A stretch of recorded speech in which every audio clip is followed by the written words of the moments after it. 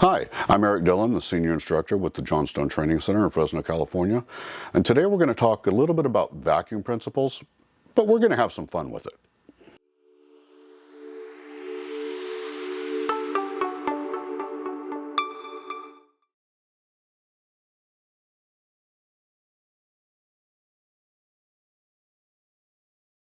Okay, so the first thing we want to talk about is why do we pull a vacuum or do an evacuation on a system?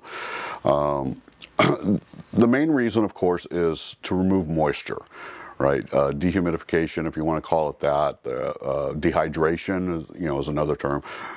But it's a two-stage process that we're going to remove any atmosphere, any air, oxygen, nitrogen, anything that's in the system. We want to remove that first, and then the second stage of the evacuation process is going to be that dehydration, where we get all the moisture out.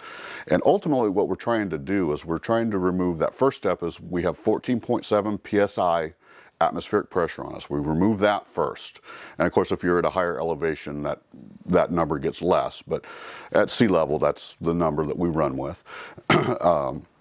We will then do that dehydration.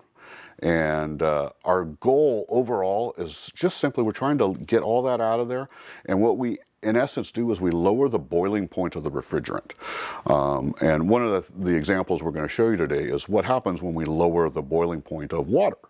But that's our goal, is we want to get the atmosphere and the moisture out so that we have that lower boiling point.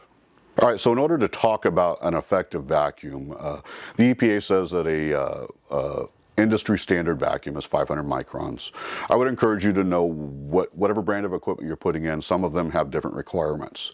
But as far as what a micron is, guys like me, when I started doing this, we didn't use microns. We used inches of mercury. And to kind of give you an example, 29.98 inches of mercury is 500 microns. But 29.7 inches of mercury is about 4,000 microns. So they're really different scales. You wouldn't want to measure, something this big in football fields. And that's what you're doing or that's the two different scales that we're comparing, is we would use microns to measure something this big, whereas we would not want to measure it in football fields or yards, which is what inches of mercury would be the equivalent to. So for our first little bit of fun, we're going to use a marshmallow, and this is a good-sized marshmallow. And probably what we're going to be looking for here is that marshmallow is very porous. It has a lot of air pockets in it. So as we pull the air and the atmosphere out, we're going to look for it to expand, and eventually it will reach a point, or it should reach the point, that all the air is removed and it'll actually collapse back on itself. So let's give that a try and see what happens.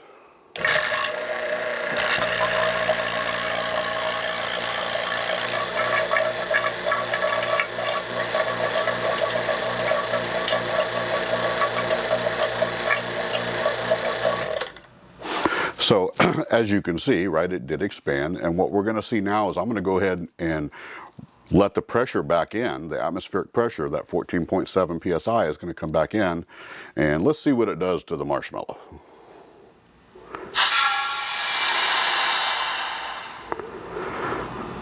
That is still a marshmallow. You can eat it.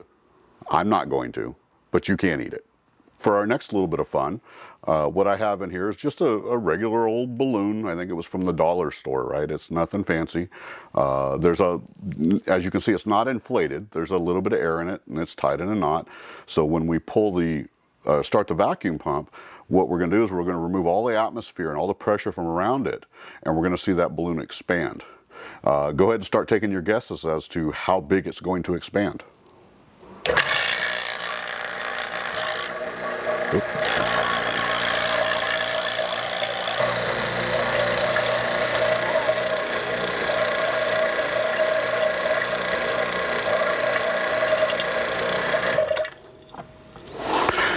So that's where we ended up, pretty significant, right? It expanded, at least 10 times its original size. Just like I said, another fun example. And of course, once we relieve the pressure, it will go back to where it started. Like I said, a little bit of fun. back to the original point of why we do this, right? We want to lower the boiling point of the refrigerant.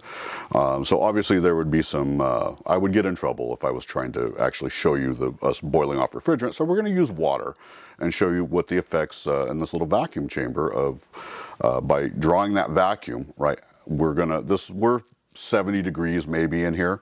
And so we're going to boil this water off at 70 degrees, not 212 as we're used to.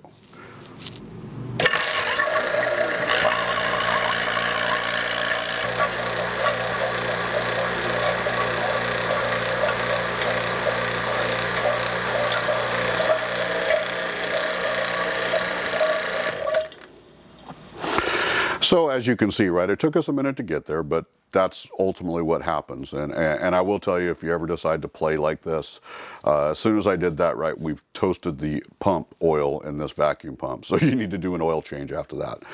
But just a little bit of fun with some of the vacuum principles. And it's more important that you understand why we're doing it. But like I said, we got to have a little fun with it. Thanks for watching. So we did get to have a little bit of fun with the vacuum principles. For this and any other training needs, don't be afraid to look us up at the JSOG Training Center in Fresno, California, where we will provide you with real-world experience for your real-world career.